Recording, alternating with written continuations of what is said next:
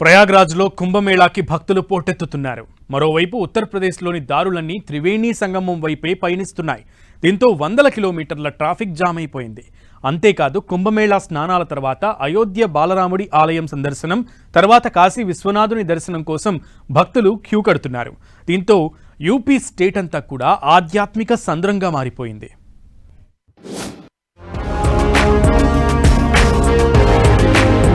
ఉత్తరప్రదేశ్ భక్తి పారవస్యంతో ఊగిపోతుంది. ఓవైపు కుంభమేళాకు పోటెత్తుతోన్న జనం,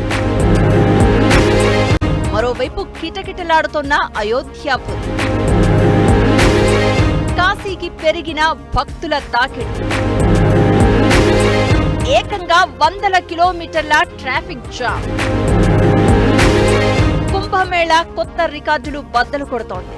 ఇప్పటిదాకా త్రివేణి సంగమం దగ్గర భక్తుల పూజలు, నదీ స్నానాల సంఖ్యలో ప్రపంచ రికార్డులు సృష్టిస్తుంటే ఈసారి ఏకంగా 300 కిలోమీటర్ల మేర ట్రాఫిక్ నిలిచిపోయి మరో రకంగానూ సంచలనం కలిగిస్తోంది.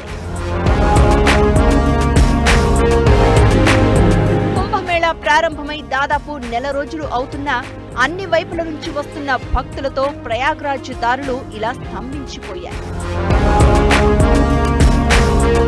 ఓవైపు మధ్యప్రదేశ్ నుంచి వస్తున్న భక్తులను కుంభమేళాకు తరలకుండానే ఇళ్లకు వెనక్కి వెళ్లాల్సిందిగా పోలీసులు ఆర్డర్లిస్తున్నారంటే పరిస్థితిని అర్థం చేసుకోవచ్చు. గంటల పాటు ఈ ట్రాఫిక్ లోనే ఇరుక్కుపోయిన వారితో దారులు ఇలా కనిపించాయి. కొందరు ఈ వాహనాలలోనే 12 గంటల పాటు నిలిచిపోవాల్సి వచ్చిందంటే ఈ రద్దీని అర్థం చేసుకోవాలి. ఏకంగా ఆధ్యాత్మిక సునామీనే అనుకోవాలి. ఆదివారం కర్ణాటక, ఏపీ, తెలంగాణ, మహారాష్ట్ర, రాజస్థాన్ నుంచి కుంభమేళాకు సందర్శకులు, భక్తులు పోటెత్తడంతో ఈ పరిస్థితి తలెత్తింది. మరోవైపు అయోధ్య రామాలయం కూడా భక్తులతో కిటకిటలాడుతోంది. ప్రయాగ్రాజ్కు వచ్చేవారు, అలానే ప్రయాగ్రాజ్కి వచ్చి అయోధ్యకి వస్తున్న వారితో ఆలయం ఇసకేస్తే రాలనంత రద్దీగా మారింది. మరోవైపు మరో పుణ్యక్షేత్రం కాశీకి కూడా భక్తుల తాకిడి ఎక్కువైంది.